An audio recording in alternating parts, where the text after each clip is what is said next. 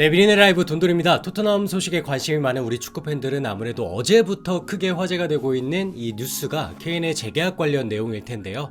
사실 케인의 재계약 관련 이야기는 어제 새롭게 막 나온 이야기는 아닙니다. 선수의 계약 기간이라는 게 원래부터 정해져 있고요. 해리 케인은 누구나 알다시피 현 시점 최고의 스트라이커 중 하나죠. 당연히 이러한 선수를 원하는 팀은 늘 있는 법일 테고, 케인의 계약 기간이 2024년 여름까지입니다. 그러니까 시간이 가면 갈수록 또 그리고 이게 참 중요할 텐데, 토트넘의 분위기가 안 좋아질수록 자연스럽게 케인의 재계약 이야기는 나오기 마련입니다. 케인이 올 시즌 새롭게 시작할 때 마음을 좀 다잡았고요. 토트넘에서 그래 한번 좀 불태워보자 이렇게 말을 했다고 하죠. 실제로 지금 역대급 페이스를 달리고 있는 케인입니다. 리그 초반 12경기에서 10골로 득점 2위, 맨시티 홀란드가 그야말로 괴물 같은 기록을 보여줘서 그렇지 케인도 지금 역대급 크레이지 모드라고 하죠. 그런데 이런 상황에서 토트넘만 좀 잘해주면 될 텐데 분위기가 글쎄요 막 좋아 보이진 않습니다. 그래서 어제부터 이 케인의 재계약 보류 이야기가 나오고 있는 상황입니다. 자, 그러면 케인이 토트넘과 재계약 안 한다, 정확히 말하면 보류하겠다, 이 내용이 어디서 나왔는지 우리가 좀 한 걸음 더 들어가 보자고요. 자, 여러분들, 댄 킬패트릭, 아마 토트넘 축구를 팔로우 하시는 분들에게는 익숙한 이름이죠. 토트넘 관련 소식의 1티어라고 불리는 기자고요. 이분이 좀 너무 늦게 말해서 답답할지언정 없는 말하는 분은 아닙니다. 킬패트릭이 이렇게 말을 해요. 케인 재계약 보류다. 재계약 이야기가 빨라야 아마 월드컵 이후가 될 것이다. 그러니까 지금 아무리 떠들어봤자 케인은 재계약 이야기를 할 것 같지가 않다라는 거죠. 물론 이 말과 동시에 그럼에도 토트넘은 몇 달 안에 계약 연장을 할 계획이다 정도로 지금 구단은 가만히 보면 당연히 연장을 바라고 있다라고 얘기를 합니다. 자, 그러면 케인의 마음은 현 시점에서 어떨까? 왜 보류를 한 것일까? 그렇게나 토트넘을 사랑한다고 하는데, 자, 오로지 케인의 입장에서만 좀 더 들어가 보도록 하겠습니다. 무엇보다 케인의 나이가 1993년생, 한국 나이로는 이제 30살에 들어가게 됩니다. 30살. 축구 선수라는 게 대단히 화려한 직업이지만 유한합니다. 무슨 말이냐? 계속해서 활동을 할 수 없다라는 거죠. 특히 케인이 지금 30살에 들어왔기 때문에 앞으로 5년을 넘게 이런 활약을 할 수 있을까? 장담할 수 없죠. 그러면요, 우승이 가능하다고 하는 소위 빅클럽으로의 이적 또한 어쩌면 마지막 기회, 이제 한 번 정도 남은 겁니다. 이 상황에서 케인은 신중할 수밖에 없죠. 본인이 커리어에서 우승이라는 대단히 명예로운 기록을 선수라면 누구나 남기고 싶어 할 텐데, 현재 뛰고 있는 토트넘이란 팀에서 과연 그게 가능할 것인가? 안타깝게도 그 확률이 높아 보이진 않네요. 아니요, 어쩌면 대단히 희박해 보인다고 말해야 좀 더 맞는 말인 것 같습니다. 콘테라는 우승 청부사가 왔고, 올 여름 이적 시장을 좀 보니까 구단이 좀 투자를 하고 비전 있는 모습들, 뛰어난 선수들을 영입하는 것 같아서 땀만 먹지 않고, 나도 참 올 시즌 참 열심히 임했는데 결국 리그에서는 지금 힘겹게 3등 4등 이어나가고 있고, 챔피언스 리그는 위태롭습니다.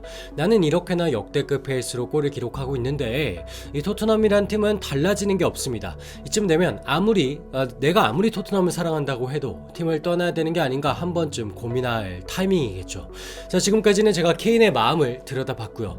케인의 마음을 살펴보니까 이적을 해야 되는 거 아닌가, 이렇게 무게추가 기울고 있단 말이에요. 그러면 본인이 처한 이 현실적인 상황, 이거에 대해서도 이야기를 해보죠. 먼저 케인은 프로 선수입니다. 그래서 계약 기간은 아마 살펴보겠죠. 에이전시가 있겠고요. 야, 우리 지금 이적 가능한 거야? 어느 정도 남았어? 이렇게 대화를 하겠죠. 실제로 케인의 계약 기간이 아까 말씀드렸던 것처럼 2024년 여름까지입니다.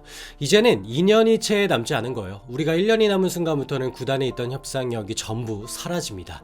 이 사실을 구단에서도 모를 리가 없습니다. 파라티치 선수단장이 인터뷰 내용 보니까요, 어떻게든 케인이라는 최고 스타와 재계약하기 위해 모든 수단을 동원하고 있다, 이렇게 말을 합니다. 보통 이런 상황에서는 선수는 어떻게든 답을 해야만 해요. 왜냐면 괜히 간본다고 욕먹을 수 있잖아요. 그런데 케인에게 방어막이 하나 생겼습니다. 그거는 카타르 월드컵. 선수나 이 국가나 축구계의 모든 거를 통틀어 가장 큰 이벤트죠. 이 큰 대회를 앞두고 계약 이야기로 분란을 일으키고 싶지 않다. 이 한마디면 토트넘도 사실상 케인을 계속해서 보채기가 어렵습니다. 명분이 좀 없어진단 말이에요.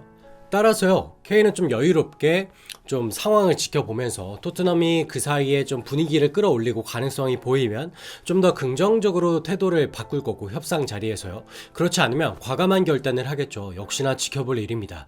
겨울 이적 시장까지는 결정을 지어야 될 텐데 사실상 4달이 채 남지 않았습니다. 자, 풍전 등하의 위기 토트넘. 오히려 이 상황에서 손흥민 선수 얘기가 수면 위로 떠오르고 있어요.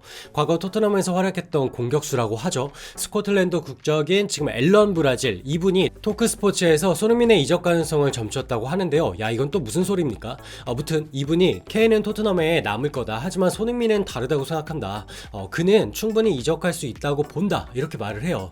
뭐 영향력이 엄청난 분은 아니니까 이런 이야기들이 지나갈 수 있는 얘기겠지만, 제가 트위터를 찾아보니까 조금 얘기가 나오고 있어요. 아무래도 토트넘 입장에서 2명의 스타를 모두 잃는 건 어렵다는 거겠죠. 그런 상황에서 케인의 이적을 막기 위한 여러 가지 조치가 있을 텐데, 뭐 이를테면 선수 영입, 투자, 대대적인 변화, 이 안에 어쩌면 손흥민 선수가 포함될 수 있다라는 거예요. 굉장히 뭐 상상에 가까운 이야기지만 어쨌든 손흥민 선수가 필요 없어서 판매하는 게 아니라 판매한 자금을 활용한 젊은 센세이션한 선수의 영입, 혹은 오로지 케인을 위한 케인 맞춤 전술 등등 어떠한 변화도 있을 수 있다라는 현재 토트넘의 상황입니다. 글쎄요, 이제 좀 마무리 지어볼까요? 이 모든 상황은 제가 볼 때는 토트넘이 현재 불안하다라는 거예요. 사실 뭐 토트넘이 굉장히 잘 나가고 정말 세계적으로 인정받는데 굳이 이런 논란이 나올까요? 나오더라도 굉장히 축소되겠죠. 역시나 토트넘이 답답한 행보를 좀 이어나가고 있고 불안하니까 여기에서 기인한 거라고 봅니다. 앞으로 월드컵은 한 달, 케인의 이적 향방은 4달이 채 남지 않았습니다. 겨울 이적 시장까지요. 어떤 일이 벌어질지 아무도 알 수 없습니다. 여러분들 저희와 함께 미래네 라이브와 함께 지켜보도록 하겠습니다.